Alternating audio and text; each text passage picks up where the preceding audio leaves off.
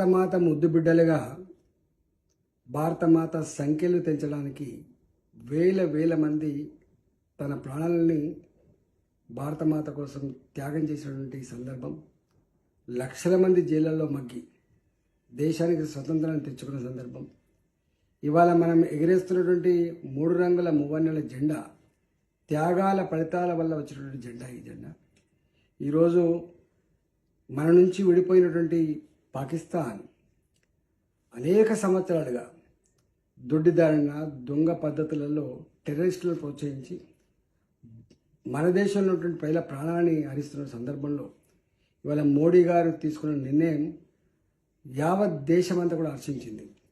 భారతమాతను రక్షించుకోవడానికి, భారతమాత ముద్దుబిడ్డలైన భారత ప్రజల్ని రక్షించుకోవడానికి వారు చేస్తున్న కృషి, వారు పడుతున్న తపన ఇవాళ వెలగట్టలేనిది, దాన్ని మాటల్లో చెప్పరాంది. కాబట్టి ఇవాళ మనం అనుభవిస్తున్న స్వేచ్ఛ, మనం అనుభవిస్తున్న స్వతంత్రం త్యాగాల ఫలితాల వచ్చినటువంటి ఇది. కాబట్టి ఇవాళ దేశాన్ని ఐక్యంగా నడపడంలో, దేశాన్ని ప్రశాంతంగా ఉంచడంలో భారతమాత ముద్దుబిడ్డలుగా మనందరం ఐక్యం కావాల్సిన అక్కర ఉన్నది.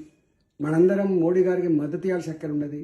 భారత ప్రభుత్వానికి మరింత స్ట్రెంథెన్ చేయాల్సిన అక్కర ఉందని చెప్పి భావించి ఇవాళ కేంద్ర ప్రభుత్వ పరంగా తిరంగా జెండా ర్యాలీని ఏదైతే నిర్వహిస్తా ఉన్నామో అన్ని రాష్ట్రాల్లో 17వ తారీఖు సాయంత్రం 5 గంటలకు ట్యాంక్ బండ్ మీద తిరంగా ర్యాలీ నిర్వహిస్తూ ఉన్నాం. కాబట్టి ఇవాళ అడ్వకేట్లుగా, డాక్టర్లుగా, రిటైర్డ్ ఉద్యోగులుగా, ప్రభుత్వ ఉద్యోగులుగా, యువకులుగా, మహిళలుగా, వ్యాపారులుగా ఇవాళ అన్ని వర్గాల ప్రజలు కూడా సాయంత్రం 5 గంటలకు జరిగేటువంటి ఈ తిరంగా ర్యాలీలో పాల్గొనవలసిందిగా నేను విజ్ఞప్తి చేస్తా ఉన్నా.